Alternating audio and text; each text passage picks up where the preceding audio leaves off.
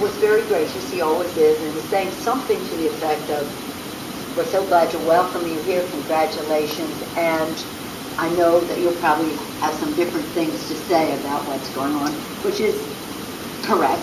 But as he was saying this, he was stating, and this other thing was happening to me. Peg has heard this story so many times. My chair was getting crowded in. I swear this happened, never happened before, never happened since. My chair was getting crowded in, and I couldn't figure out what it was. It was like this. And then I realized Susan B. Anthony, Elizabeth Cady Stanton, Lucretia Mott, Alice Paul, Sojourner Truth, you name it, they were all on that chair. All of them. More than I knew. And then I could hear him say, at last, we have a seat at the table.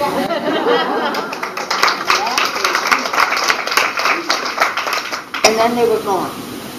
And my first thought, as Peg had trained me to think, we want more. Bush, very gracious man, welcomed me and very graciously to the table the first time. So when I walked in, though, I realized that this meeting was unlike any meeting I had ever attended at the White House.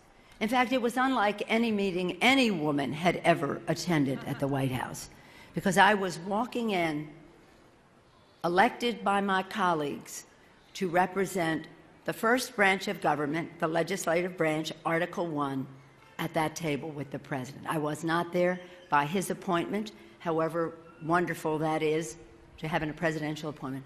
I was there at the election of my peers. And as he was graciously welcoming us, as I mentioned, I felt really crowded on my chair. It was packed, it was crowded, I was squeezed in. I never had that feeling before. And then all of a sudden I realized that sitting on that chair with me in that room were all the suffragettes. Elizabeth Cady Stanton, Lucretia Mott, you name it, they were all there. I think even Sister Julie Billiard probably was sitting there too. Susan B. Anthony, Sojourner Truth, Alice Paul, they were all on that chair with me. It was very tight. And I could hear them say, at last, we have a seat at the table.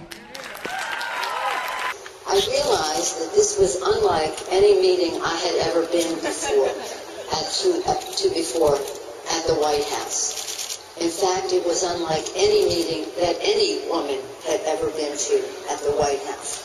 Because I went there, not as a president's appointee at the table, a cabinet member, however wonderful that is, but I went there as a representative of a separate branch of government, as a leader from the House of Representatives. So, President Bush, ever gracious, welcoming me there, saying, we look forward to what you have to say. It'll probably be different from what we've heard before here. But just as he started to lay out his legislative agenda, I felt very closed in my chair. Very closed in. It was like everybody was sitting on the chair with me. It was very tight. And I realized, and I swear that this happened, and it's never happened before or since, that sitting on that chair with me was Susan B. Anthony, Elizabeth Cady Stanton, Alice, Sojourner Truth, and all the people who had worked so hard for women to have the right to vote and be empowered in any way that they wanted to gain power.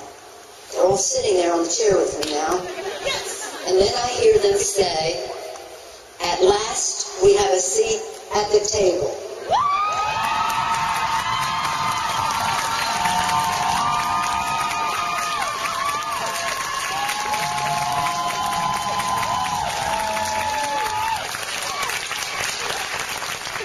And then they were gone. I have no idea what President Bush thought was going on at that chair. In any event,